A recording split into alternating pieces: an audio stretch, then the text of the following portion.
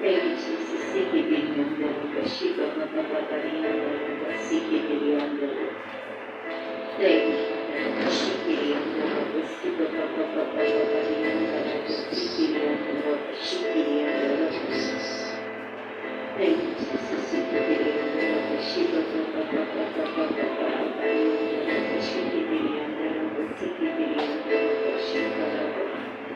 Siki diri andara, Shiva diri andara, Siki diri andara, Shiki diri andara, Baba Baba andara, Sika Baba. Thank you, Jesus. Thank you, Jesus.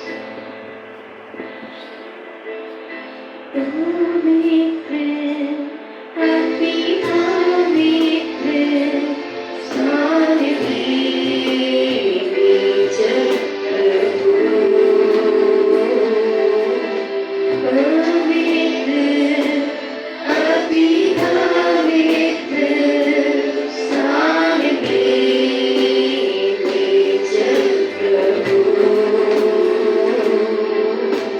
मुझको तो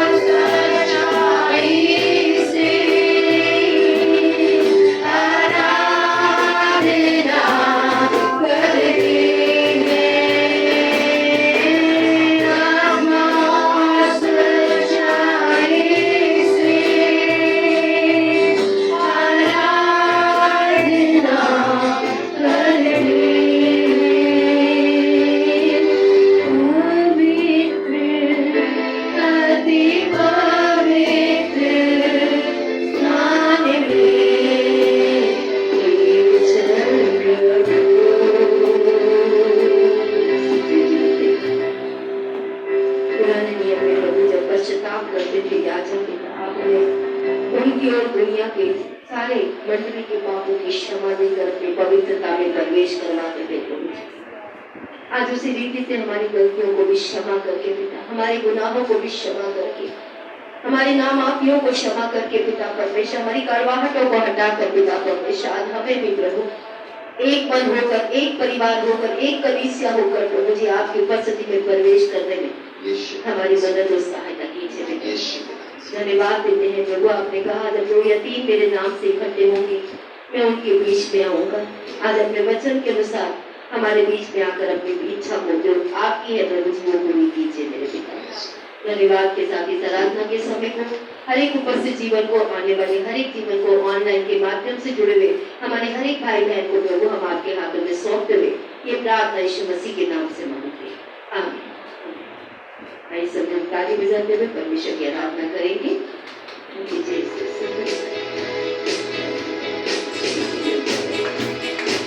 आप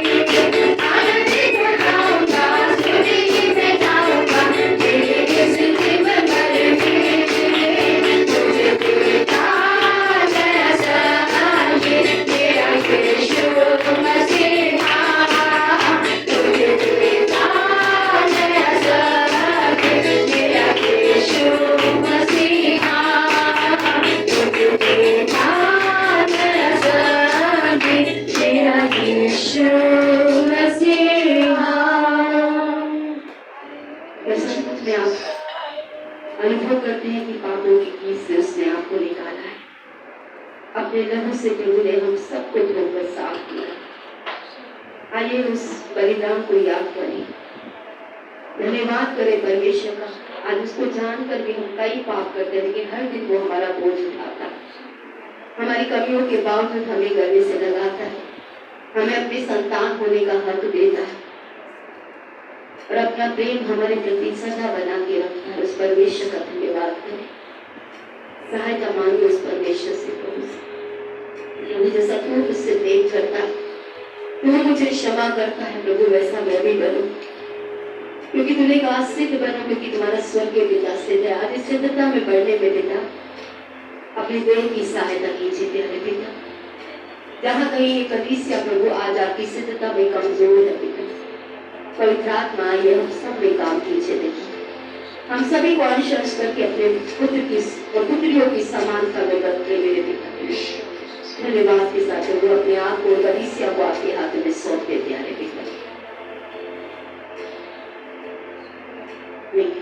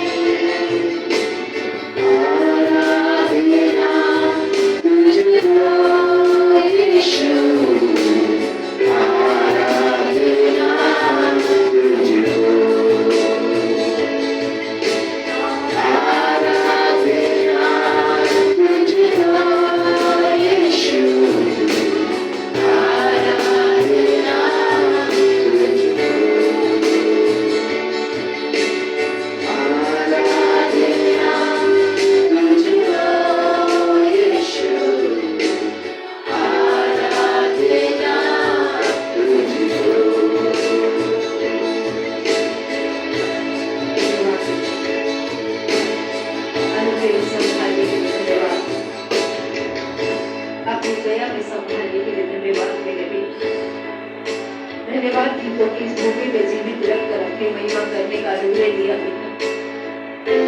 हमें संभाला, हमारे देश को, हमारी कलीसिया को संभाला प्रभु, उसके लिए धन्यवाद देते हैं। आगे भी अपने जीवन को, आपके मंडली को आपके हाथों में सौंपते हैं। मदद कीजिए पिता कि जिस दया से आपने हमें संभाला है, जिस दया से आपने हमें बचाया है, हम उस दया को अपने जीवन में समझ पाए पिता। जैसे पौलुस कहता है, परमेश्वर की दया को स्मरण दिलाकर तुमसे आग्रह करता हूं कि अपने शरीरों को जीवता भावता पवित्र बलिदान करके परमेश्वर को समर्पित करो। यही तुम्हारी आत्मिक आराधना है पिता। आज इस आराधना को प्रभु आज देह ग्रहण कर पाए, इस आराधना को प्रभु ये देह समझ पाए पिता, आपकी दया को समझ पाए, आपके अनुग्रह को समझ पाए प्रभु। हम से हर एक जीवन पिता इसमें मदद कीजिए पिता, ताकि हम अपने नहीं आपकी मर्जी को अपने जीवनों में और अपने जीवन के द्वारा पूरा कर पाए प्रभु। आज ये सारी बातें करने के लिए हमें आपकी आवश्यकता है पिता। आपसे अलग होकर हम कुछ नहीं कर पाएंगे प्रभु, हम इस बात को जानते हैं। आज आप में जुड़े रहने का, आप में बने रहने का अनुग्रह हमें दीजिए मेरे पिता। धन्यवाद के साथ अपने आप को और आपकी देश और आपके लोगों की सुरक्षा में सौंपते हुए ये सारी विनती प्रार्थना यीशु मसीह के नाम से मांगते हैं, आमीन। आप सभी को जन्म से की एक बार फिर से विक्ट्री फैमिली सेंटर कलीसिया में हम आप सभी लोगों का स्वागत करते हैं। संडे स्कूल के बच्चे संडे स्कूल टीचर के लिए जाएंगे, थोड़ी देर रुकी मैं कर दूंगी, अभी चला देते। आप सभी अपने स्थान पर बैठ सकते हैं। इस समय पर विक्ट्री फैमिली सेंटर नई दिल्ली कलीसिया में आप सभी लोगों का स्वागत करते हैं, जो ऑनलाइन के माध्यम से जुड़े हैं, जो ऑफलाइन जब यहाँ उपस्थित है, आप सभी का विक्ट्री फैमिली सेंटर में स्वागत है। परमेश्वर आपको आशीष दे। आइए समय अपने आंखों को बंद करेंगे, अपने सरों को झुकाएंगे और अपने मनों को परमेश्वर के वचन के लिए तैयार करेंगे। प्रभु यीशु मसीह ने कहा, भला चरवाहा मैं हूँ और मेरी भीड़ मेरी आवाज सुनती है और वो अनजानी आवाजों की तरफ नहीं जाती क्योंकि वो उन्हें नहीं पहचानती। आज परमेश्वर से सहायता मांगे कि परमेश्वर हमें हर उस अनजानी आवाज से जो तेरे वचन के अनुसार नहीं है पिता, उससे अपने समर्पणों को, अपने मनों को, अपनी प्राथमिकताओं को आज हटाने में प्रभु आप हमारी सहायता कीजिए पिता, ताकि हम आपकी भीड़, आपकी आवाज सुने और आपके पीछे चलने का चुनाव करें प्रभु। इसमें परमेश्वर से सहायता मांगे इस समय। Thank you Jesus.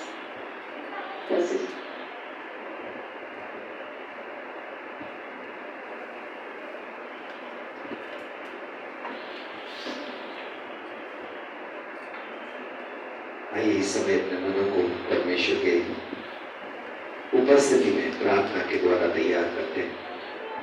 ये हमारे स्वर्गीय पिता प्रभु, आज धन्यवाद करते हैं प्रभु, धन्यवाद करते हैं कि आप अपने लोगों से बात करने वाले परमेश्वर। आज प्रभु आपका वचन जो दो धारी तलवार से भी तेज है, आज प्रभु आपकी पवित्र आत्मा की सामर्थ्य से हमारे मनों में, हमारे जीवनों में, आज प्रभु हमारे कार्यों में, हमारे बोलचाल में, हमारे चरित्रों में प्रभु काम करने वाला बन सके यीशु के नाम से। आज हर एक चिंता, बोझ प्रभु हटाया जाए हमारे मनों से परमेश्वर, जो आपके वचन को हमें बढ़ने से रोकता है। और आज हर वो बात प्रभु यीशु मसीह के नाम से प्रार्थना करते हैं, वो हमारे मनों में जोड़ी जाए, जो प्रभु हमारे मनों को आप अच्छी भूमि की तरह आपके वचन के लिए फलवंत बनाती है परमेश्वर। आज प्रार्थना मांगते परमेश्वर, अपने जीवनों को, अपने विचारों को, आज अपने मनों को आपके हाथ में सौंपते हैं प्रभु। प्रार्थना मांगते हैं प्रभु, आप छूकर हमारे मनों को अपने वचन के लिए तैयार कीजिए। आज विश्वास करते हैं क्योंकि आप हमसे बात करने वाले परमेश्वर है, आप हमें आशीष देने वाले परमेश्वर है, आप हमें चंगाई देने वाले परमेश्वर है, आप सामर्थ्य के काम करने वाले परमेश्वर है। आपके लिए कुछ भी असंभव, कुछ भी मुश्किल नहीं है परमेश्वर। आज हम सभी के जीवनों के लिए, चाहे वो ऑनलाइन के माध्यम से जुड़े हो, चाहे यहाँ ऑफलाइन माध्यम से, आज हमसे बात कीजिए परमेश्वर। हम आपकी आवाज स्पष्ट रूप से सुनने वाले बन सके, आपकी आवाज के अनुसार अपने मनों को, अपने विचारों को, अपने जीवनों को, अपने तौर तरीकों को बदलने वाले बन सके। धन्यवाद करते हुए, विश्वास करते हुए कि आपने हमारी प्रार्थना सुनी है। ये सारी प्रार्थना विश्वास से यीशु मसीह के नाम से मांगते हैं, आमीन आमीन। इस समय हम परमेश्वर के वचन में, जो कि हम जो सीरीज ले रहे हैं, पहाड़ी उपदेश, यानी कि मैथ्यू चैप्टर 5, उससे जो हम पूरी सीरीज शुरू की है परमेश्वर के वचन के शिक्षाओं के लिए। आज जो है उसमें पहाड़ी उपदेश में मैथ्यू 5 अध्याय उसका 5 वचन हम देखने जा रहे हैं, जिसमें यीशु ने कहा, धन्य है या आशीषित है जो नम्र है, क्योंकि वे पृथ्वी के अधिकारी होंगे। और जैसे हम हर सप्ताह देखते आए, हर महीने देखते आए कि परमेश्वर यीशु मसीह हमें 2 बातों के लिए बुलाता है, 2 बातें करता है। जब पहाड़ी उपदेश देता है तो उसने 2 बातें की। एक, यीशु मसीह की बुलाहट क्या है, क्या करना चाहता है या क्या हमें व्यवहार करना सिखाता है, और दूसरा, कैसे हम उस व्यवहार की तरफ आगे बढ़ सकते हैं। तो पहला है क्राइस्ट कॉलिंग, यीशु की बुलाहट, यानी कि हम सभी को वो नम्रता की ओर बुलाता है। नम्रता क्या है ये हमें समझना है। और दूसरा बात कि हाउ कैन वी परस्यू, यानी कि हम कैसे इस गुण को जो नम्रता का है प्राप्त कर सकते हैं। ये दोनों बातों के लिए हम हर बार हर महीने ये परमेश्वर के वचन को पढ़ते हैं। आज जो हम देखने जा रहे हैं, इंग्लिश में इसको मीकनेस बोलते हैं। Blessed are the meek for they will inherit the earth. What is the meekness means? नम्रता के बारे में आपकी क्या सोच है, ये बहुत जानना जरूरी है। अगर आपको कहा जाए एक व्यक्ति के बारे में सोचिए जो आपके हिसाब से नम्र है, तो आपको कैसे व्यक्ति का ख्याल या मन में कैसी बातें आती है? कई लोग नम्रता का मतलब सॉफ्ट स्पोकन, यानी कि आराम से बात करने वाला व्यक्ति के रूप में जानते हैं कि हाँ, ये बहुत नम्र है, बहुत आराम से बात करता है, कभी हमने इसको गुस्सा होते हुए नहीं देखा, हमेशा प्यार से बात करता है। हमारे लिए शायद नम्रता का मतलब आराम से बात करने वाला हो, या हो सकता है जिसको हम हाथ मिलाने के लिए बढ़ाए और वो डरते डरते, कांपते कांपते या तो शर्म के साथ हाथ मिलाए, हमें लगता है ये बहुत ही नम्र व्यक्ति है, और हाथ मिलाने से भी झिझकने वाला व्यक्ति है। तीसरा, कई बार हम सोचते हैं जो हमेशा हमारे साथ हमारी बातें मान लेता है वो बहुत नम्र है, इजीली एग्रीएबल, हमेशा हमारी बात मान लेता है या हमारी हाँ में हाँ मिला देता है, ये तो बहुत नम्र है।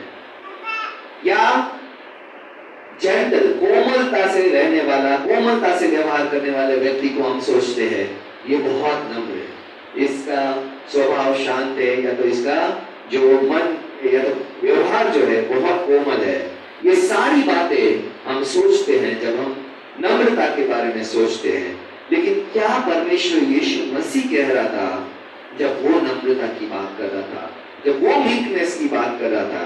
तो आज हम जो देखेंगे, मैथ्यू हेनरी नाम का एक परमेश्वर का सेवक था जिसने अपनी कमेंट्री में नम्रता का ओरिजिनल शब्द जो था उससे नम्रता समझाने का कोशिश किया।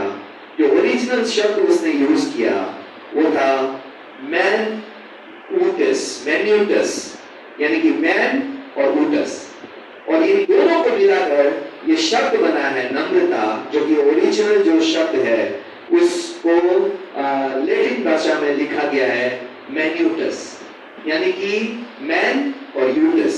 ठीक है, जैसे हम कई शब्दों को जोड़ देते हैं और हम समझ लेते हैं कि इसका मतलब ये होता है।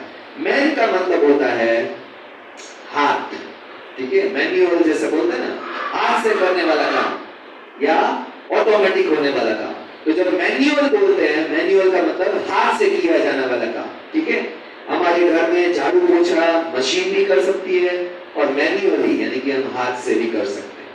ठीक है, तो जब मैन वर्ड यूज होता है यानी कि हाथ से होने वाला काम, और ऊटस का मतलब है हाथ के नीचे रहने वाला, यानी कि अंदर रहने वाला। तो अभी जब मैन्यूटस का मतलब हम पूरा जोड़ के पढ़े, तो जो किसी के हाथ के नीचे रहना जानता है ऐसा व्यक्ति,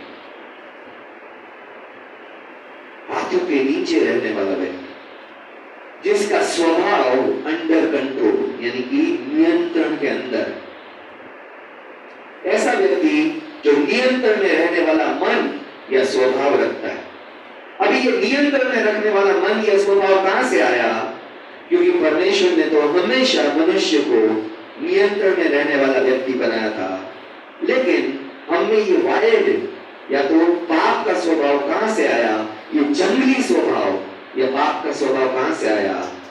तो हम परमेश्वर के वचन से पहली बार जब परमेश्वर जंगली स्वभाव की बात करता है तो यिर्मयाह 2 अध्याय उसका 21, 23 और 24 वचन में परमेश्वर बात करता है। परमेश्वर अपने लोगों को कहता है कि तू एक जंगली दाखलता की तरह है, तू एक जंगली ऊँटनी की तरह है, तू एक जंगली गधी की तरह है और तेरा व्यवहार जो है उसमें जंगलीपन है। और हमें जंगली शब्द बहुत अच्छे से समझ में आता है। जंगली जानवरों को आप छू नहीं सकते, ठीक है? जैसे ही आप जंगली जानवरों के पास जाएंगे वो या तो अटैक करेंगे या तो हमला कर देंगे या तो हमें भगाने की या तो खुद भाग जाने की कोशिश करेंगे। जैसे कई बार कई जगह पे लोग एक झुंड में जाते हैं ताकि जंगली जानवरों का सामना कर सके, और जंगली जानवर जब देखते हैं कि बहुत सारे लोग वहां पे है तो वो हमला करने की बजाय वहां से भाग लेते हैं। तो इस जंगली स्वभाव की परमेश्वर बात करता है जब नम्रता की बात करता है। अभी सवाल ये है, हमने ये जंगली स्वभाव आया कहां से? पाप जो है वो ये जंगली स्वभाव की शुरुआत है। Sin makes us wild. पाप जो है वो हमारे स्वभाव को जंगली बना देता है, और परमेश्वर के अनुग्रह और परमेश्वर का हाथ जो है वो हमें फिर से एक मनुष्य या इंसान की तरह सोचने वाला बनाता है।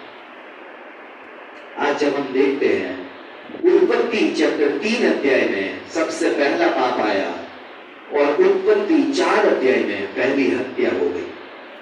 क्यों? क्योंकि जंगली स्वभाव हो गया। उससे पहले कोई हत्या नहीं हुई थी। आदम ने ना तो हव्वा को मारा था, ना हव्वा ने आदम को मारा था, लेकिन 4 अध्याय में कैन ने हाबिल को मार दिया। इसलिए क्योंकि परमेश्वर ने जो दे रहा था वो स्वीकार नहीं किया, और उसके अंदर जलन उड़ गई।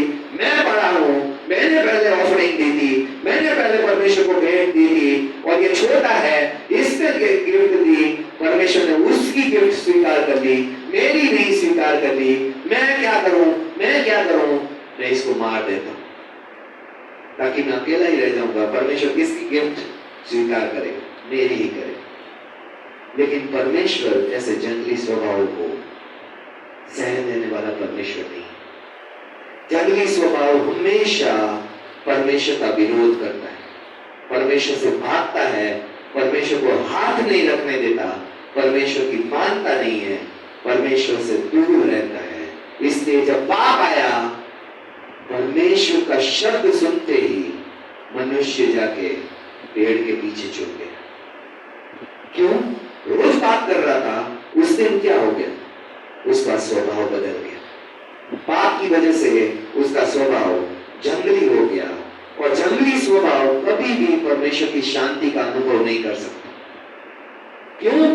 क्योंकि वो परमेश्वर को हाथ ही नहीं रखने देगा, परमेश्वर को छूने नहीं देगा, परमेश्वर के पास नहीं जाना चाहेगा। उसको चोट भी लगी होगी तो भी परमेश्वर से भागता रहेगा। आदम की वाटिका में क्या हुआ? उसने परमेश्वर की बात ना मानकर अपने परमेश्वर की महिमा को खो दिया, फिर भी परमेश्वर से ही भाग रहा था, जो परमेश्वर उसको चमड़े के कपड़े देने की योग्य था। आज पता है, आप जंगली जानवर को अगर वो चोट भी खाया हुआ हो, आप उसके पास नहीं जा सकते, क्योंकि वो सोचेगा ये मेरा नुकसान करने आ रहा है और मैं इसके घायल होते हुए भी हमला कर देगा। इसलिए जब अगर आपको पता हो, आपने कहीं देखा हो, जंगली जानवर को पहले बेहोश किया जाता है और तब जाके उसका इलाज कर सकते हैं। होश में रहते हुए जंगली जानवर का इलाज नहीं हो सकता, उसको शांत नहीं कर सकते। और ऐसे ही जो व्यक्ति जंगली स्वभाव का है, परमेश्वर की शांति का अनुभव नहीं कर सकता और परमेश्वर से हमेशा भागता रहता है, दूर रहना चाहता है, परमेश्वर को अपने पास नहीं आने देता, परमेश्वर को छूने नहीं देता, परमेश्वर को चंगाई नहीं करने देता, परमेश्वर की बात नहीं सुनना चाहता, हमेशा परमेश्वर का विरोध करना चाहता है। और आज हर बार पाप हमारे अंदर उस जंगली स्वभाव को एक्टिवेट कर देता है। आपने बंदूक देखी होगी, बंदूक में गोली होती है तो भी हमेशा फायर नहीं करती जब तक कि उसका ट्रिगर ना दबाया जाए, ठीक है। और पाप जो है वो हमारे उस ट्रिगर को दबा देता है, जिससे कि हमारा जंगली स्वभाव बाहर आ जाता है। जैसे ट्रिगर दबाने से गोली बाहर आ जाती है, वैसे ही पाप हमारे अंदर ऐसा दबाव बनाता है जिससे कि हमारा जंगली स्वभाव बाहर आ जाता है। हम सभी का ट्रिगर अलग अलग है। जब मैं प्रभु में नया नया आया था, और जैसे मैं हमेशा एक गवाही देता हूं कि मैं सीधे रास्ते से जा रहा था और एक साइड से आया और उसने आकर सीधा मेरी बाइक में ना सिर्फ टक्कर मारी, मुझे गिरा दिया और उसके बाद आके मेरा कॉलर पकड़ लिया और उसके बाद मेरा जंगली स्वभाव एक्टिव हो गया। भूल गया कि मैं प्रभु को जाना हुआ व्यक्ति हूँ, भूल गया कि मैं परमेश्वर के प्रेम को दिखाने वाला व्यक्ति हूँ और मेरा पुराना स्वभाव जाग उठा। रोड के बीच में हमारी मारपीट हुई, कपड़े उपड़े फाड़े गए और सब कुछ वो हुआ। और उसके बाद जब मैं अपनी जीत का जश्न मनाते हुए जा रहा था तो परमेश्वर ने पूछा, क्या तेरी मसीहत इतनी सस्ती है कि कोई कॉलर पकड़ दे तेरा जंगली स्वभाव बाहर आ जाए? अगर मैं कल तुझे उसी व्यक्ति को सुसमाचार प्रचार करने का कहूं तो क्या वो व्यक्ति तेरी सुनेगा? मैंने बोला मैं करूंगा ही नहीं उसको सुसमाचार प्रचार, वो जाता है नरक में जाए। परमेश्वर ने कहा मैं उससे प्यार करता हूं। और तब मुझे अपने जंगली स्वभाव का एहसास हुआ, तब मुझे पता चला मैंने ये क्या कर दिया। परमेश्वर उसने गलती की थी, उसने आकर मुझे कॉलर पकड़ा, मैं तो वही प्रभु का इंसान था, मेरे अंदर ये जंगली स्वभाव कहां से आ गया? और आज हमें एक ट्रिगर की जरूरत होती है हमारे जंगली स्वभाव को बाहर लाने के लिए। एक छोटा सा ट्रिगर हो सकता है, आज आप काम करने के लिए या स्कूल जाने के लिए या तो कहीं जाने के लिए निकले हैं और देरी से निकले हैं, कोई एक व्यक्ति छोटी सी बात कर देता है और हम बीच रास्ते में उससे लड़ने भिड़ने लगते हैं और भूल जाते हैं कि हम उस परमेश्वर को प्रेजेंट करते हैं, जो प्रेम का परमेश्वर, जो शांति का परमेश्वर।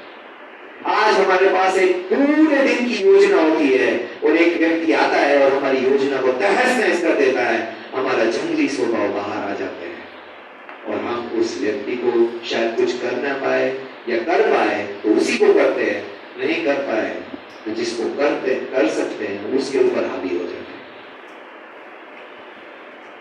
आज हो सकता है हमारे साथ गलत व्यवहार हो और हमारा ट्रिगर एक्टिवेट हो जाता है और हम वही जंगली स्वभाव के साथ गाली गलौज, मारपीट और पुराना स्वभाव वापस हम में आ जाता है और हमें लगता है हमें कोई फर्क नहीं। हो सकता है कोई आपसे झूठ बोले और आपको पता चल जाता है उसने मुझे झूठ बोलकर मेरा फायदा उठाया, हम में वो जंगली स्वभाव एक्टिवेट हो जाता है। हो सकता है कोई आपको दोष लगाए और आप में वो जंगली स्वभाव एक्टिवेट हो जाए। हो सकता है कोई अपने जीवन को नियंत्रण करने का चुनाव करे या फैसला ले और आप में वो जंगली स्वभाव एक्टिवेट हो जाए। हम सभी को अपने अपने ट्रिगर पता है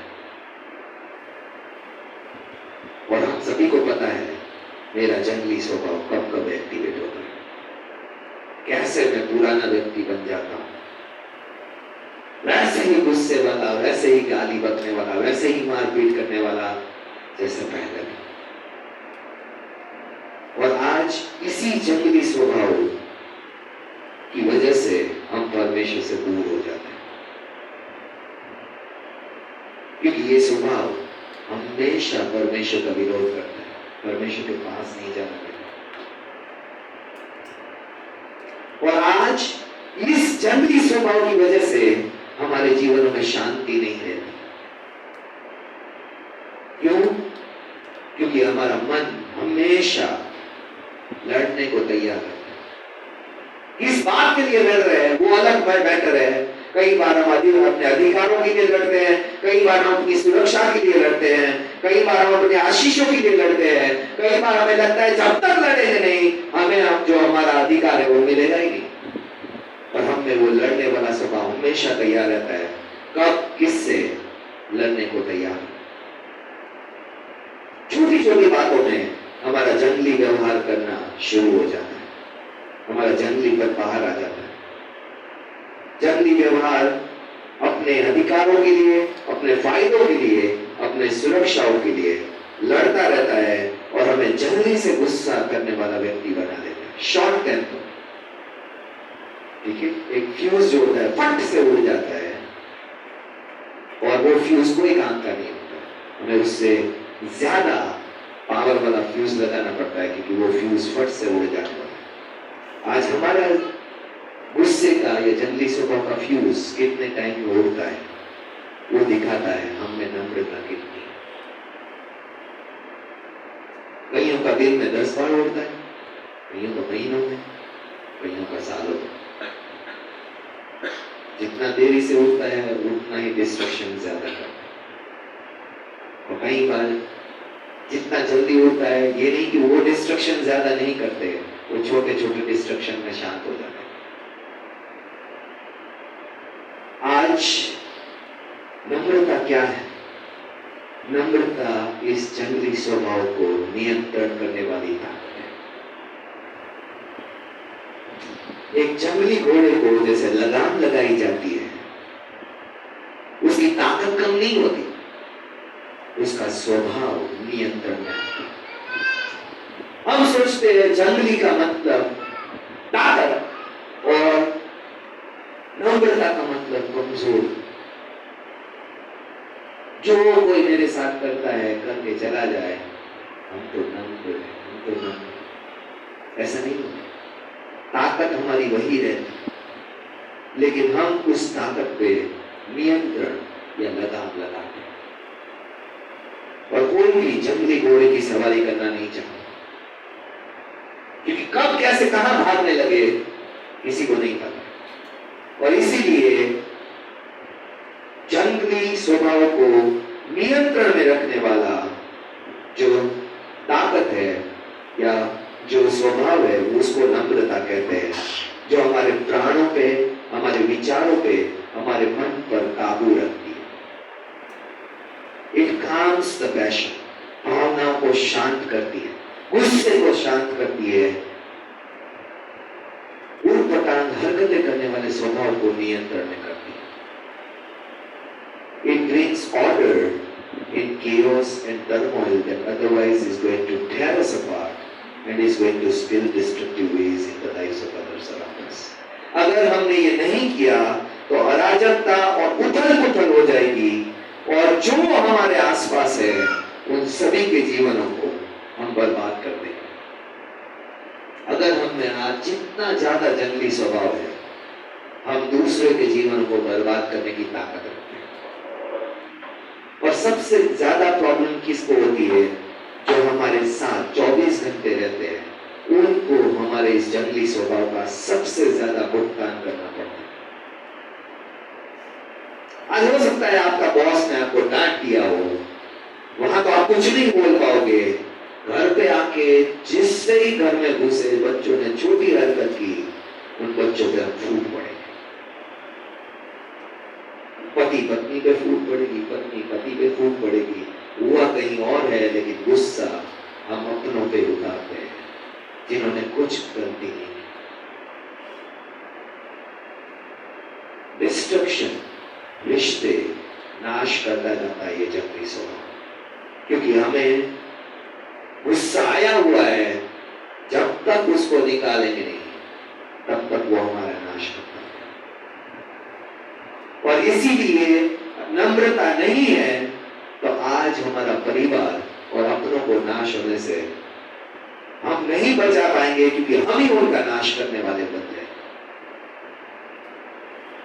हम ही वो गैंग बन जाएंगे जो अपनों को हत्या करते रहेंगे, अपनों को नाश करते रहेंगे, अपनों को बुरा भला कहते रहेंगे, अपनों को ही मारते रहेंगे, अपनों को ही नाश करते रहेंगे और सोचेंगे मैं तो सब सही कर। तो जब तक हमें पता चलेगा कि मेरे जंगली स्वभाव ने मेरा परिवार, मेरे अपनों का नाश कर दिया, तब तक बहुत देर हो चुकी है। इसलिए इस नम्रता को हमारे जीवन में होना बहुत जरूरी है।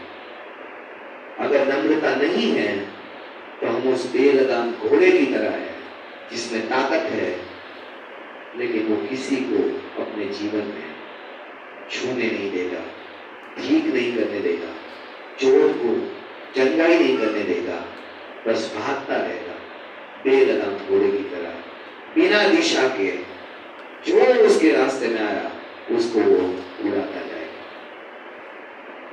थॉमस वॉटसन नाम एक व्यक्ति ने कहा कि by my nature the heart is like troubled sea casting forth the form of anger and wrath. Now meekness, he says, calms the passion as it sits moderator on the soul, quietly giving check to its distempered motion. Thomas Watson ने क्या कहा? इस तरीके से कहते हैं कि मेरा स्वभाव, मेरा मन अशांत समुद्र की तरह है जो क्रोध और आग उगलने वाला है, और नम्रता उस भावनाओं को नियंत्रण करके उसको लगाम लगाती है ताकि मैं क्रोध और आग से अपने आसपास नाश ना कर दूं सकूं। और एक मध्यस्थता करती है, एक कंट्रोल लाती है, नियंत्रण लाती है, जिससे कि मैं अपनों का नाश करने से रुक जाऊं। और कुछ बोलती नहीं है, सिर्फ हमारे गुस्से को और हमारे अंदर जो भावना है उसको नियंत्रण करती है। और ये लगाम लगाना बहुत जरूरी है। इसलिए परमेश्वर ने कहा धन्य है, आशीषित है वो व्यक्ति जो नम्रता में चलता है, जिसके जीवन में वो लगाम है। नम्रता का अर्थ है, स्पर्जन ने इस तरह कहा कि meekness is to be humble, gentle, patient, forgiving and contented. वो क्या कहता है? नम्रता का अर्थ है विनम्र होना, सौम्य होना, धीरजवान होना, जल्दी से क्षमा कर देना और संतुष्ट, जो जितना हमारे पास है उसी में खुश रहना। ये है नम्रता।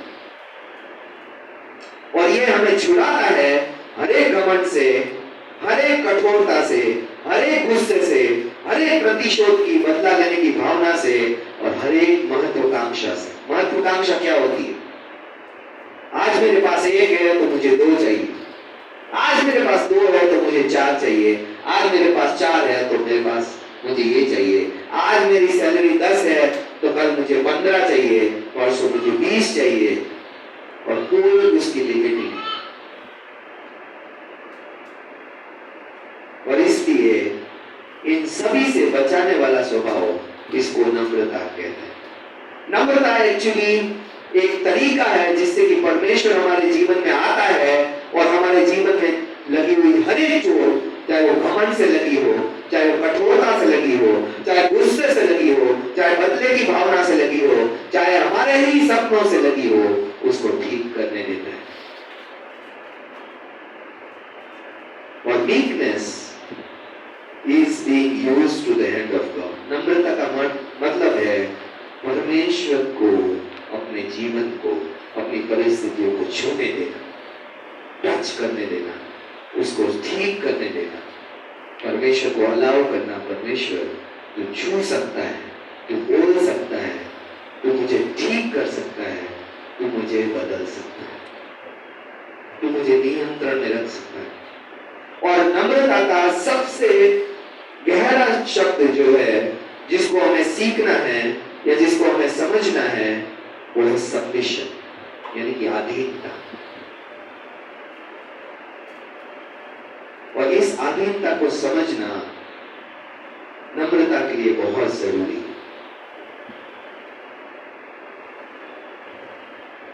आज जो व्यक्ति अधीनता शब्द को नहीं समझता वो कभी भी नम्रता को नहीं समझ सकता। अधीन का मतलब क्या होता है?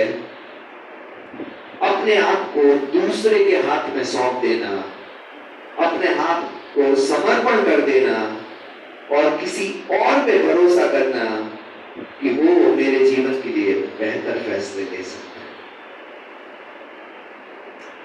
आज ये अधीनता सब जगह मिसिंग है।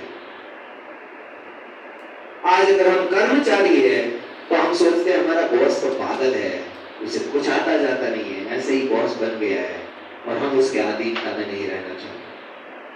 आज अगर बच्चा है तो सोचता है हमारे माँ बाप तो बेवकूफ है, उन्हें कुछ आता जाता नहीं है, मैं स्मार्ट हूं, मुझे पता है मैं क्या करूंगा, मुझे मेरी लाइफ से क्या करना है, सब मुझे पता है। आज अगर हम पत्नी है तो अपने आप को पति से स्मार्ट समझते हैं कि पति को तो मैं कभी भी घुमा के रख दूं, और पति है तो सोचता है मेरी पत्नी को तो कुछ पता ही नहीं है, मैं बाहर क्या करूं, कैसे भी जीवन जीऊं, कैसे भी लफड़ेबाजी करूं, मेरी पत्नी को तो कुछ पता नहीं चला। आज इस अधीनता की कमी की वजह से हर कोई अपने आप को दूसरे से ऊपर बेहतर समझता है और सोचता है जिसको परमेश्वर ने मेरे ऊपर रखा वो तो बेवकूफ है, वो लायक ही नहीं है उस जगह रहने के कि मेरे ऊपर वो शासन चला सके, मुझे फैसला सुना सके, मेरे जीवन से कुछ प्राप्त कर सके। और इसी अधीनता की वजह से आज परिवार में झगड़े हैं, नौकरियों में झगड़े हैं। इसी अधीनता की वजह से आज संसार के हर एक व्यक्ति को किसी और की बात सुननी ही नहीं है और सोचता है मैं ही सबसे अच्छा हूं, मैं ही सबसे इंटेलिजेंट हूं, मैं ही सबसे एकदम चालाक व्यक्ति हूं और बाकी सारे के सारे मुझसे नीचे हैं। अधीनता क्या सोचती है? अधीनता सोचती है परमेश्वर ने इसको रखा है उस व्यक्ति की, जो वो कहेगा परमेश्वर के वचन के विरोध में नहीं है तो मैं मान लूंगा। ये होती है अधीनता। और इस अधीनता की वजह से आज संसार में शैतान का काम हर जगह खुलेआम हो रहा है। बच्चों को माँ बाप की अधीनता में नहीं आना, अपनी मनमानी करना है। पत्नी को पति की अधीनता में नहीं आना, अपनी मनमानी करनी है। पति को किसी और की अधीनता में नहीं आना, अपनी मनमानी करनी है। कर्मचारी है, एम्प्लॉय है तो वो अपनी चला रहा है, बॉस है तो वो अपनी चला रहा है। सारे जैसे वचन कहता है अपने अपने रास्तों पर चल लेते हैं और सबको नहीं पता है कि बिना अधीनता का मार्ग विनाश की ओर जाता है। आज कई लोग, कई विश्वासी अपने आप को परमेश्वर से भी ज्यादा स्मार्ट समझ लेते हैं। परमेश्वर तो ये कहता है लेकिन मुझे पता है मैं तो इसी तरीके से काम करूंगा। मुझे पता है इस व्यक्ति को कैसे करना, मुझे पता है अपना परिवार कैसे चलाना, मुझे पता है अपना फाइनेंस कैसे चलाना, मुझे पता है कि कैसे बच्चों को नियंत्रण में रखना, कैसे पति को गलत बातों से बचाना, मुझे पता है। और सारे के सारे अपनी इच्छा पूरी कर वचन कहता है परमेश्वर से दूर होते जा रहे हैं और अपने आप को और अपने परिवार को नाश की ओर ले जा रहे हैं। क्योंकि परमेश्वर का वचन कहता है एक रास्ता है जो मनुष्य को लगता है सही है, लेकिन परमेश्वर जानता है उसके एंड में मृत्यु। आज हमारे बच्चों को पढ़ने को बोलो, उनको लगता है वो बिना पढ़े भी दुनिया के टॉप पर पहुंचने की योग्यता रखते हैं। पढ़ाई लिखाई की क्या जरूरत है? क्या जरूरत है पढ़ने? हमें पता है कैसे हम टॉप पर पहुंच जाए। और आज हमें पता है कि हमने पढ़ाई लिखाई पे ध्यान नहीं दिया तो आज हमारी क्या हालत। लेकिन बच्चे सुनना नहीं चाहते। क्यों? सोचते हैं बिना पढ़ाई लिखाई के हम ये बनना चाहते हैं, हमारे माँ बाप को नहीं पता, हम बन जाएंगे बिना पढ़ाई लिखाई।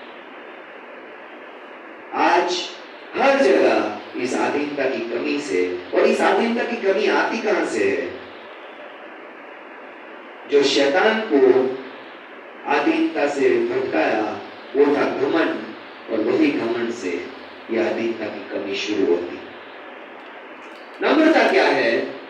नम्रता जो है वो सबमिशन है, दूसरों के अंदर रहना, दूसरों के अधीन रहना। यानी कि सबमिशन का मतलब है अपना मिशन, अपनी योजना, अपनी सोच, अपना प्लान लेकर परमेश्वर के हाथ में सौंप देना और परमेश्वर को कहना, परमेश्वर ये मेरी योजना थी, लेकिन तू क्या चाहता है? मेरी योजना है कि मेरी बेटी ये बने, मेरा बेटा ये बने, मेरा पति ये करे, मेरी पत्नी ये करे, मेरा परिवार ये करे, लेकिन परमेश्वर तू क्या चाहता है? तू जो चाहता है वो हम करें।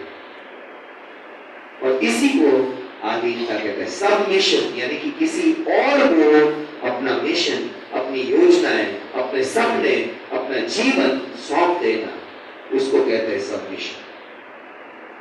अपना मिशन लो और परमेश्वर की इच्छा के अधीन कर देना, वो है सबमिशन।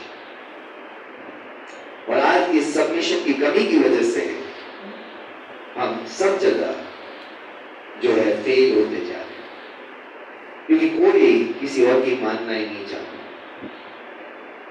हम एक बार एक मूवी देख रहे थे, मूवी क्या सीरीज थी, जिसका टाइटल था सब ज्ञानी। सब अपने आप को ज्ञान से भरपूर समझते और सारे उसमें अपने अपनी मांग कर सारा परिवार का सत्यानाश कर रहे थे। लेकिन कोई किसी की सुनना नहीं चाहता, कोई किसी से सलाह लेना नहीं चाहता, कोई मानना ही नहीं चाहता कि मेरे पास नॉलेज नहीं है, कैसे मैं ये करूं। और घमंड हमें ये मानने ही नहीं देता कि हमने कमी है। हो सकता है वो कमी पढ़ाई लिखाई की हो सकता है वो हमें पता ही नहीं है कैसे हैंडल करें, हो सकता है हमें आता ही नहीं है, हमें किसी ने सिखाया ही नहीं है और हम सीखना भी नहीं चाहते। इसी वजह से आज हमारा जीवन नाश की ओर बढ़ रहा है, फाइनेंस नाश की ओर बढ़ रहा है, रिश्ते नाश की ओर बढ़ रहा है, डाइवोर्स रेट बढ़ते जा रहे हैं, परिवार टूटते जा रहे हैं, बच्चे जो है अपनी मनमानी करके अपने जीवन का नाश कर देते हैं, माँ बाप जो है वो बच्चों की ना मानकर कई बार उनके जीवन को और परिवार को नाश कर देते हैं। आज सब कुछ इस अधीनता की कमी की वजह से शैतान अच्छे से नाश करने में माहिर हो गया। और फिर भी आज मनुष्य ये नहीं समझ सकता कि मेरे जीवन में कुछ है जो मेरे पास नहीं है और मुझे परमेश्वर के पास आकर वो लेना है। आदम की वाटिका से मनुष्य में एक इच्छा रही, मैं ही परमेश्वर हो जाऊं, कोई और परमेश्वर ना रहे। शैतान ने क्या कहा, तू एक फल खा लेगी और तू परमेश्वर के जैसे बन जाएगी।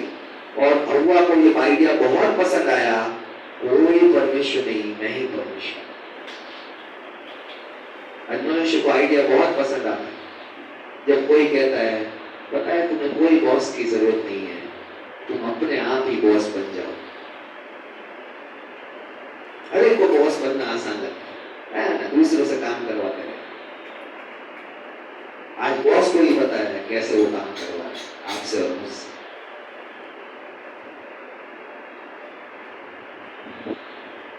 कितने सर खपाई होती है। मेरी सिस्टर को करीबन 15 साल से वो ऑफिसर बन सकती है बैंक में, तो बोलती मैं नहीं बनूं। तो मैंने पूछा क्यों नहीं बनना चाहती तो ऑफिसर? तो बोल रहे जिस लेवल पे मैं हूँ मुझे मेरा काम करना है और दूसरों से काम से कोई लेना देना। अगर मैं ऑफिसर बन गई तो जितने बैंक का स्टाफ है उन सभी का काम अगर उन्होंने नहीं किया तो मुझे करना पड़ेगा। और आज लोगों को काम करने को बोल दो तो भड़क जाए। आज बैंक में हम करीबन 3-4 बैंक में पिछले हफ्ते गए, एक व्यक्ति को छोड़कर वो काम ही नहीं करना चाहिए। और सारे खड़े हैं उस व्यक्ति के सामने लाइन लगा के। किसी भी बैंक में चले जाओ आज, एक ही पूरे बैंक में काम करता नजर आता है, और बाकी का हम सोचते हैं ये सबको क्यों रखा है। लोग एक व्यक्ति के सामने लाइन लगा रखे हैं और बाकी के सारे जैसे खाली बैठे, और हम सोचते हैं कैसा बैंक, एक ही व्यक्ति पे सारा बोझ डाल दिया है। और यही हर एक जगह की सच्चाई, हर एक परिवार में एक व्यक्ति पे सारी जिम्मेदारी थोप दी जाती है और बाकी सारे के सारे आराम का जीवन जीना चाहिए। एक कलीसिया में भी, एक ऑर्गेनाइजेशन में भी और एक काम के स्थान पे भी जो काम करता रहता है उसको सारे सौंप के अपने आज आराम से रहना चाहता है। और जो काम करता है उसको लगता है मेरे ऊपर ही सारा काम छोड़ दिया गया, और वो फ्रस्ट्रेट रहता है। क्यों? क्योंकि अधीनता की कमी है। और आज परमेश्वर जब अधीनता की बात करता है तो 3 क्षेत्रों में परमेश्वर का अधीनता की बात करता है। पहला क्षेत्र है परमेश्वर के वचन की अधीनता। हमें अपने जीवन के हर फैसले को परमेश्वर के वचन की अधीनता में लेना है, क्योंकि परमेश्वर का वचन याकूब 1 अध्याय 21 वचन में कहता है कि रिसीव विथ मीकनेस, परमेश्वर के वचन को नम्रता से ग्रहण करो, which will be able to save your soul, जो तुम्हारे प्राणों को अनंत नाश से बचा पाए। आज परमेश्वर का वचन ये कहता है, लेकिन मैं तो ये करना चाहता हूं। तो याद रखिए, आज वो जंगली स्वभाव हमारे जीवन का नाश करके रहे। आज हमें पता है परमेश्वर का वचन ये कहता है, आज हमें पता है परमेश्वर का वचन ये कहता है, लेकिन हम करना ही नहीं चाहते वो स्वभाव। अगर हम परमेश्वर के वचन को अपने अंदर ग्रहण नहीं करेंगे तो वो हमारा जंगली स्वभाव हमें, हमारे परिवार को और हमारे सब कुछ को नाश कर देगा। दूसरा जो है सबमिटिंग टू गॉड्स विल, परमेश्वर की इच्छा की अधीनता में अपने आप को लाना। देखिए इसको डिटेल्स में शायद हम अगले हफ्ते देखेंगे कि डिटेल्स में परमेश्वर की इच्छा के अंदर अपने आप को लाना। मत्ती 26 अध्याय और उसका 39 वचन कहता है, मत्ती 26 और उसका 39 वर्स,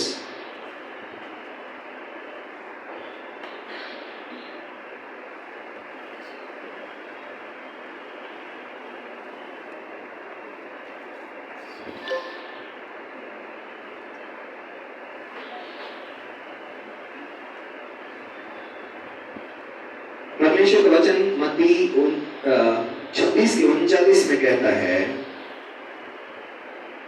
यीशु कुछ आगे बढ़ा और उन्होंने भूमि पर मुंह के बल गिरकर प्रार्थना की, मेरे पिता यदि हो सके तो यह प्याला मुझसे टल जाए, फिर भी मेरी नहीं तेरी इच्छा पूरी हो। जंगली स्वभाव हमेशा अपनी इच्छा पूरी करना चाहता है। परमेश्वर को भी उपवास करके प्रार्थना करके परमेश्वर को मजबूर करके चाहता है, परमेश्वर तू मेरी इच्छा पूरी कर। नम्रता जो है वो कहती है परमेश्वर तेरी इच्छा मेरी इच्छा से बेहतर है, मैं अपनी छोड़ने को तैयार हूं। और तीसरा नम्रता का मतलब है अधीनता, जो हमें परमेश्वर के लोगों को दिखानी है। आज कहीं भी परमेश्वर ने हमें परमेश्वर के रखे गए लोगों के अंदर रखा है। इफिसियो 5 अध्याय 21 वचन, और इसके साथ हम प्रार्थना में जाएंगे। इफिसियो 5 अध्याय 21 वचन कहता है, हम मसीह के प्रति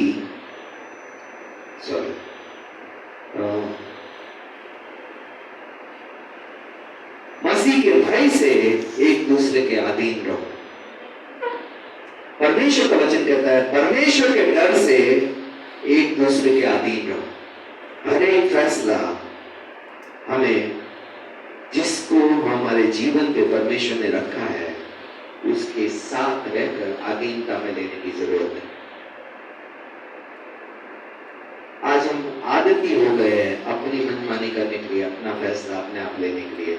और परमेश्वर का वचन कहता है नम्रता का मतलब है जिस व्यक्ति को परमेश्वर ने हमारे ऊपर रखा है उसकी अधीनता में हम फैसला लेने वाले बन सके। और ये 3 जो है नम्रता के डिटेल्स में हम अगले हफ्ते जाएंगे कि कैसे हमें परमेश्वर के वचन की अधीनता में फैसला लेना है, कैसे हमें परमेश्वर की इच्छा के अधीनता में फैसला लेना है, या कि कैसे हमें परमेश्वर के लोगों की अधीनता में फैसला लेना है।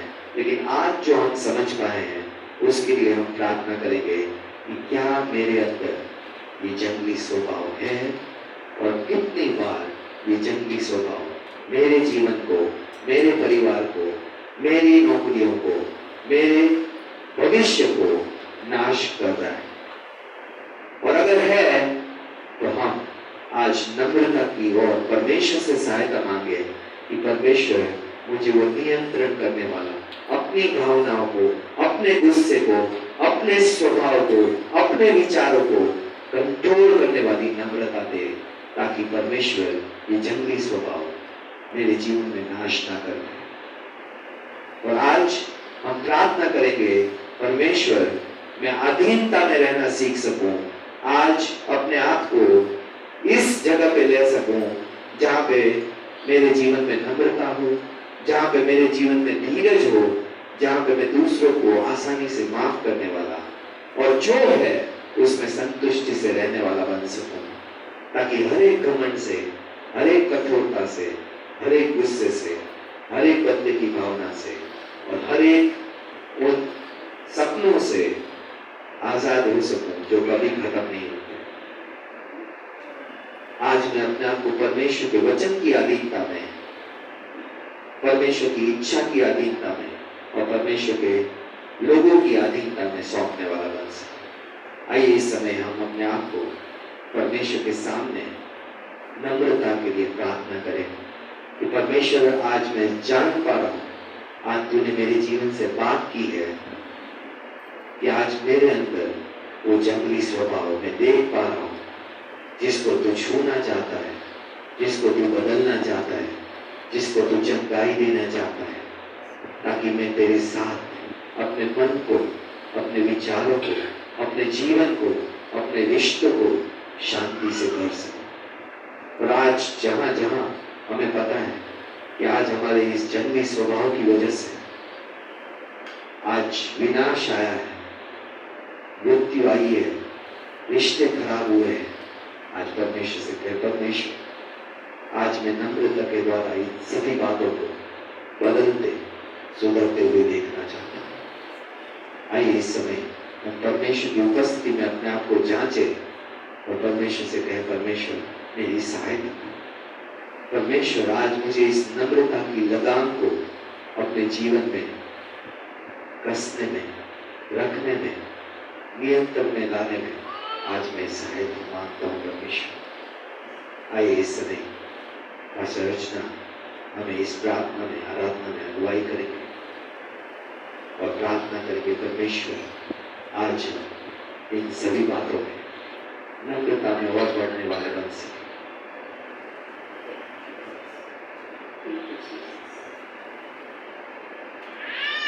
आज हमने नम्रता के विषय में सीखा और परमेश्वर ने कहा है धन्य है, आशीषित है जो नम्र है क्योंकि वो पृथ्वी के अधिकारी होंगे।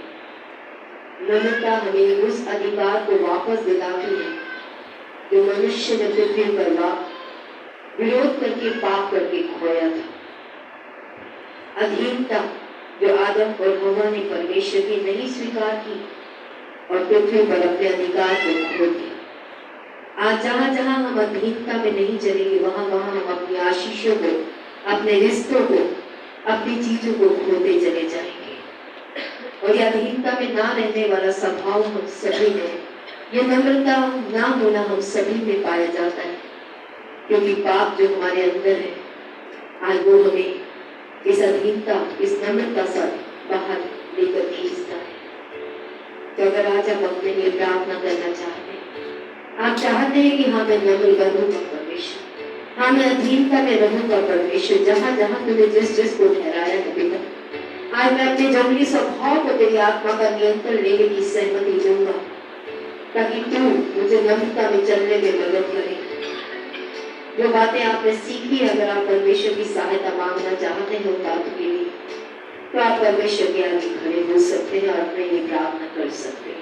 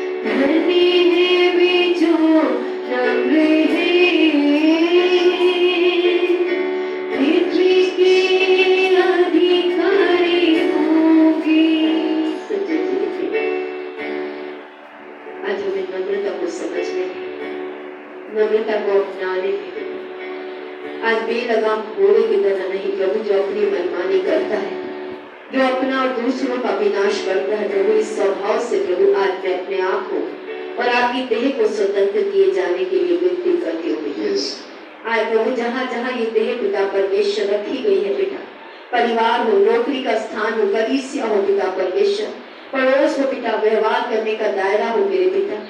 जहाँ जहाँ प्रभु आज हम अपनी मनमानी करके अधीनता ना रख कर प्रभु, आपके वचन की अधीनता को ना रख कर पिता, आज आपकी इच्छा की अधीनता में ना रहकर पिता, आज आपके लोगों की अधीनता में जिन्हें आपने प्रभु हम पर अधिकारी करके या बड़ा करके रखा है प्रभु, जहाँ जहाँ प्रभु आज हम अपनी मनमानी करके प्रभु आज अपना और दूसरों का, अपना और कलीसिया का, अपना और अपने परिवार का, अपना और अपने ऑर्गेनाइजेशन का विनाश कर रहे हैं पिता, अपने भविष्य को खराब कर रहे हैं। पवित्र आत्मा आई उन तमाम क्षेत्रों में आज हमारे मन को प्रभु हटने के लिए गलत बातों से, गलत विचारों से, गलत इच्छाओं से, गलत समर्पणों से प्रभु आज हमारी मदद कीजिए पिता। हर एक जगह प्रभु जहाँ आपने हमें रखा है प्रभु, आज आपके वचन के अनुसार अधीनता में रहने में, नम्रता में, अपने आप को नियंत्रण में रखने के लिए प्रभु आपसे मदद मांगते हैं प्यारे पिता, ताकि हम वो अधिकार वापस पाए प्रभु जो हमें इस अधीनता को तोड़कर प्रभु आज अपने और अपने परिवार, अपने समाज, अपनी कलीसिया में खोया है पिता। आज आपसे मदद और सहायता मांगती हूँ अपने लिए कलीसिया के लिए पिता। हम सभी को पवित्र आत्मा आप इस अधीनता को, इस नम्रता को, इस प्रभु नियंत्रण को जो आज हमें देना है प्रभु दूसरों को जिन्हें आपने ठहराया है पिता, हमारी सहायता कीजिए पिता। आपको नियंत्रण वापस सौंपने में, आपके वचन को नियंत्रण में अपने आप को लाने में, आपके लोगों के नियंत्रण में अपने आप को लाने में हम सभी की मदद और सहायता कीजिए पिता। रोमियो 13 में आपने स्वयं किया प्रभु जी, कोई अधिकार ऐसा नहीं है जो मनुष्य की ओर से है, परमेश्वर ने सबको अधिकार दिया है, और जो अधिकार का विरोध करता है वो आपका विरोध करता है और दंड पाता है पिता। आज हम अधिकार का विरोध करके दंड ना पाए पिता, बल्कि आपकी सुरक्षा में बने रहे पिता। आपको प्रभु आज अपना युद्ध सौंपे मेरे पिता, आपको प्रभु नियंत्रण लेने दे, क्योंकि आपका नियंत्रण और आपका कार्य हमसे भला है पिता परमेश्वर। प्रभु आज आपका दाऊद आपका सेवक भी कहता है कि अपना युद्ध यहोवा को सौंपते वो बनता है। आज प्रभु अपने हर एक युद्ध को हमें आपको सौंपने में और खुद ना लड़ने में मदद और सहायता कीजिए, क्योंकि आप अगर हमारे पक्ष में हैं प्रभु तो कोई हमारा विरोधी नहीं हो सकता बेटा। आज हमें अपने आप को ऐसा जीवन जीने के लिए प्रभु जिसमें आप हमारे पक्ष में खड़े हो प्रभु, मदद और सहायता मांगते हैं। धन्यवाद के साथ ये सारी विनती प्रार्थना मैं अपने योग आपकी देह के लिए मांगते हुए, ऑनलाइन के माध्यम से जुड़े हुए उपस्थित जीवनों के माध्यम को प्रभु हर एक जीवन को आपके हाथों में सौंपते हुए प्रार्थना यीशु मसीह के नाम से मांगते हैं, आमीन। आप सब बैठ सकते हैं। इस समय पहला इतवार है और आज हम अपने आप को प्रभु मोज के लिए तैयार करेंगे।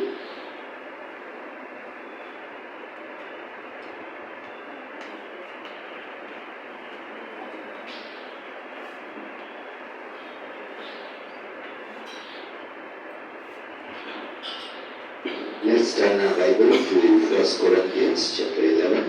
आइए पहला कुरिन्थियों 11 अध्याय हम निकालेंगे इस समय पर, And we will be reading from verse 23 to verse 32. और 23 से लेकर हम 32 पद इस समय पे पढ़ने जा रहे हैं। We will read it in Hindi.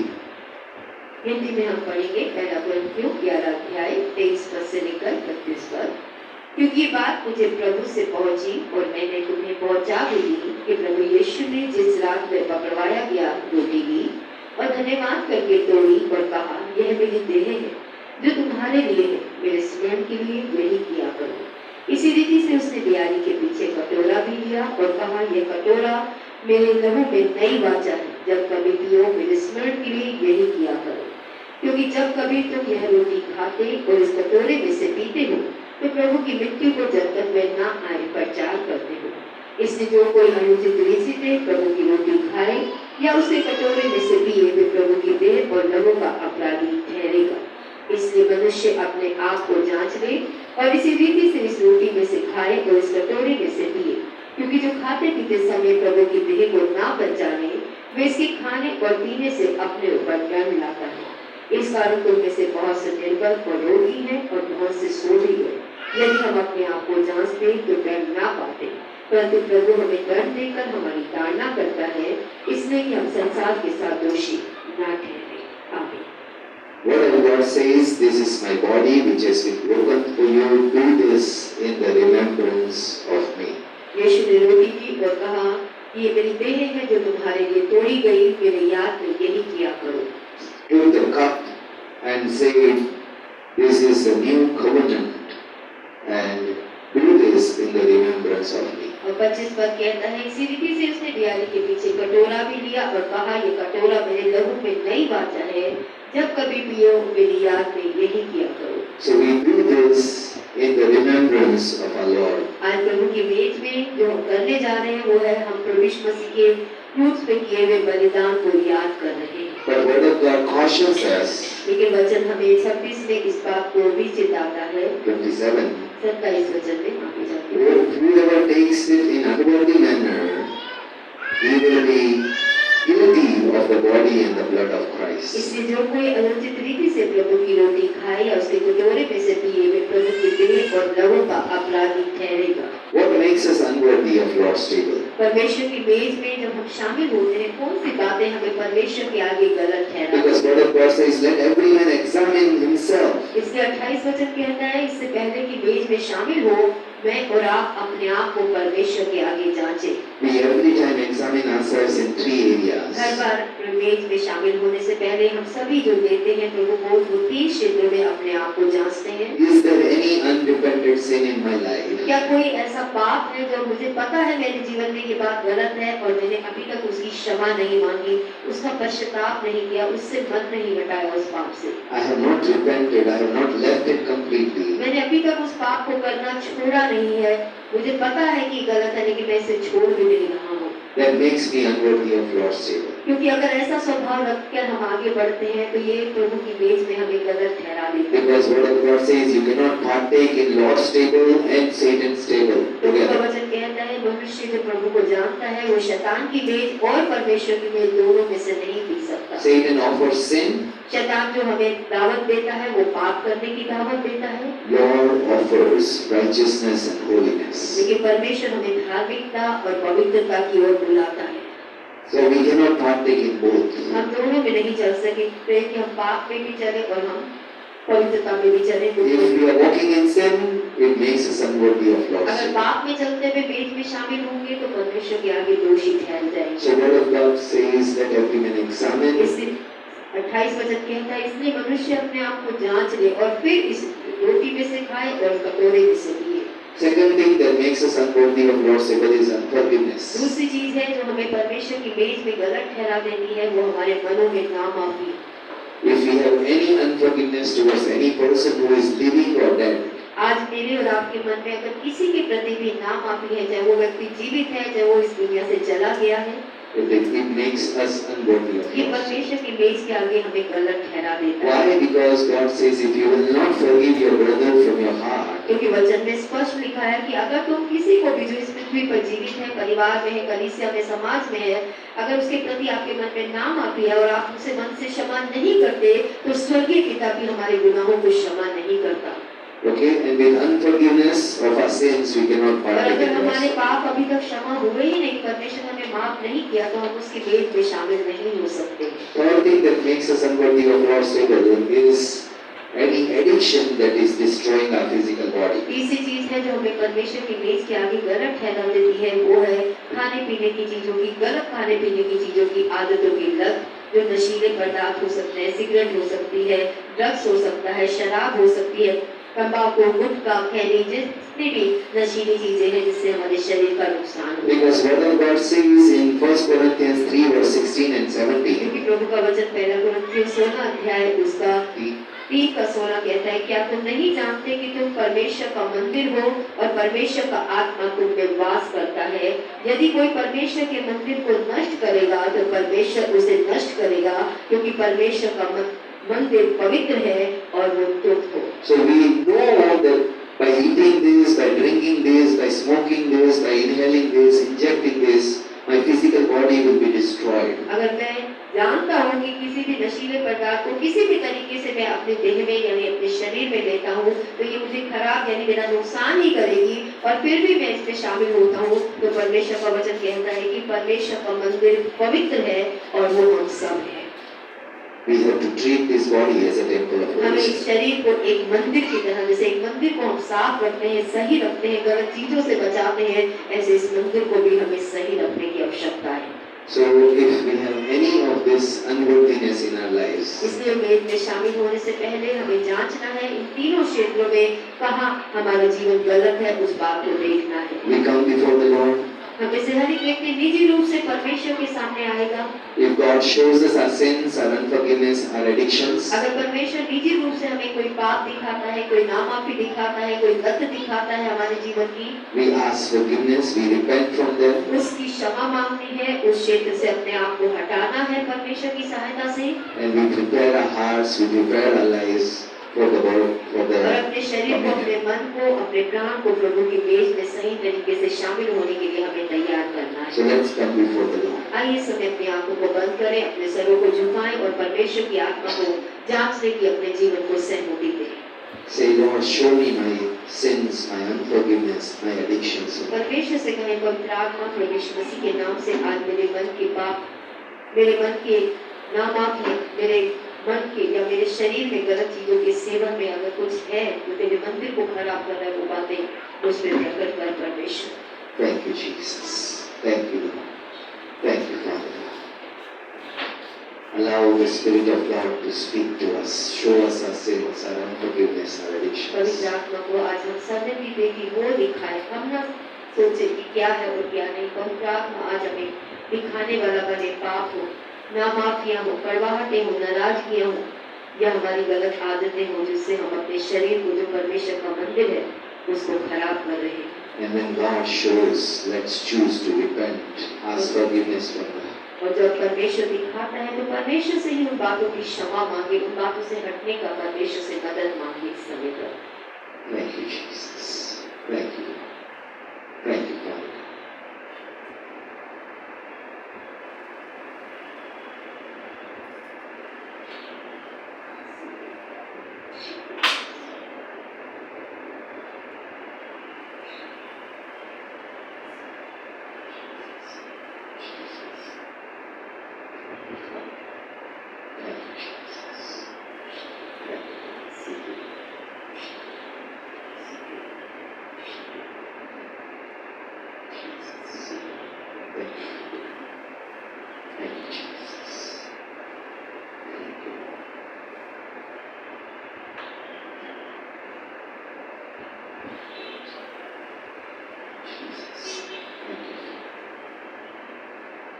Heavenly Father, we thank you for showing us our sins, our unforgiveness, our addictions.